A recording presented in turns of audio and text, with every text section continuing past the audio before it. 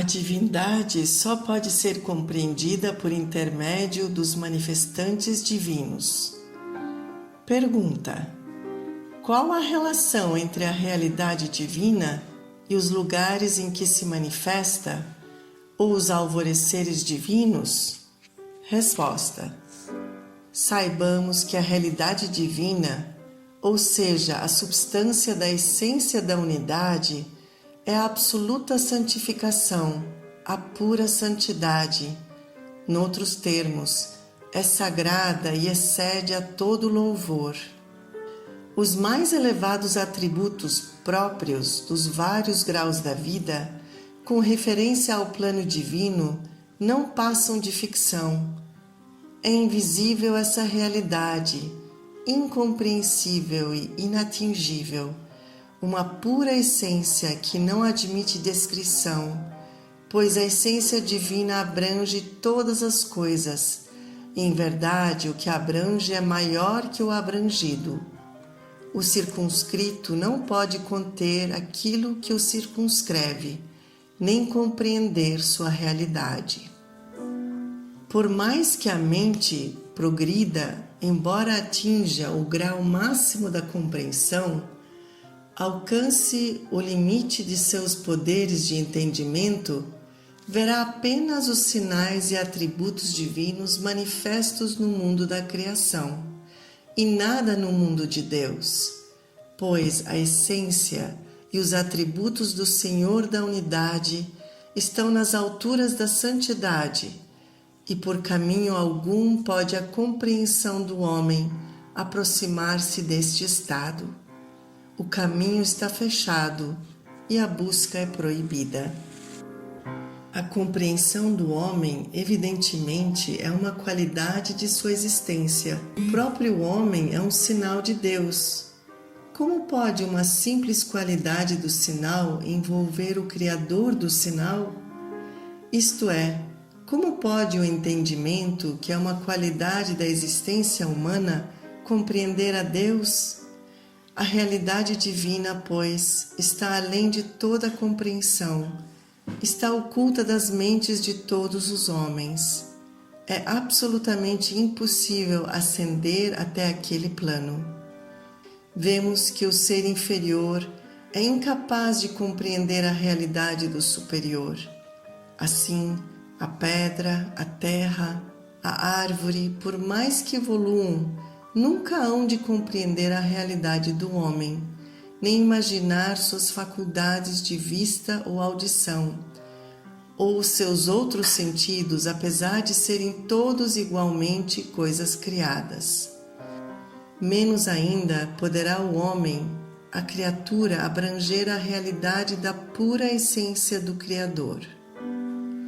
Aquele plano não é acessível ao entendimento, desafia a explicação. Está muito além de qualquer poder de descrevê-lo. Que tem um átomo de pó com o mundo puro? Qual a relação entre a mente limitada e o mundo infinito? As mentes são incapazes de compreender a Deus. As almas confundem-se quando tentam explicá-lo. Os olhos não o veem, mas ele vê os olhos. Ele é o onisciente, o sábio. Toda elucidação que se refere àquele plano da existência é, pois, inadequada. Toda descrição e todos os louvores se mostram indignos. É vão qualquer conceito, é fútil toda a meditação. Reflete-se, porém, no mundo existente, aquela essência das essências, aquela verdade das verdades, aquele mistério dos mistérios, tem suas alvoradas, aparece com grande esplendor. Os lugares em que surgem esses esplendores, em que aparecem essas manifestações, são as santas alvoradas, as realidades universais, os seres divinos, sendo eles os verdadeiros espelhos da sagrada essência de Deus. Todas as perfeições, graças e esplendores emanados de Deus estão visíveis e evidentes na realidade dos santos manifestantes, assemelhando-se estes a espelhos polidos e límpidos, nos quais o sol resplandece com todas as suas graças e perfeições. Se dizemos que os espelhos são os manifestantes do sol, as alvoradas da estrela matinal, isso não quer dizer que o sol tenha descido das alturas da sua santidade e se incorporado ao espelho, que a infinita realidade se tenha limitado a esse lugar de seu aparecimento. Deus nos defenda, tal é a crença dos antropomórfitas. Não, todos os louvores, descrições e elogios referem-se aos santos manifestantes, quer dizer, todas as descrições, as qualidades, os nomes e atributos que mencionamos são aplicáveis aos manifestantes divinos, pois desde que ninguém atingiu jamais a realidade da essência divina, não há quem possa descrever, explicar ou lhe atribuir mérito ou glória. Tudo o que a realidade humana sabe, descobre e compreende com relação aos nomes, atributos e perfeições de Deus, refere-se a esses santos manifestantes. Nada mais nos é acessível, o caminho está fechado e a busca é proibida. Nós, entretanto, referimos-nos aos atributos da realidade divina e queremos louvá-la, dizendo que possui vista, audição, vida e conhecimento. Não provamos com isso as perfeições de Deus, mas apenas negamos que Ele seja capaz de uma imperfeição. Ao contemplarmos o mundo existente, vemos que a ignorância é imperfeição e o conhecimento perfeição. E assim dizemos que a santa essência de Deus é sabedoria. A fraqueza é imperfeição e o poder, perfeição. Dizemos, portanto, que a santa essência de Deus é o auge do poder. Não é que nós possamos compreender seu conhecimento, sua vista, seu poder ou sua vida, pois tudo está além de nossa compreensão. Os nomes e atributos essenciais de Deus são idênticos à sua essência, e esta ultrapassa toda a compreensão. Seus atributos não são idênticos à essência, deve haver uma multiplicidade de pré-existências, desde que se diferencia entre atributos e essência.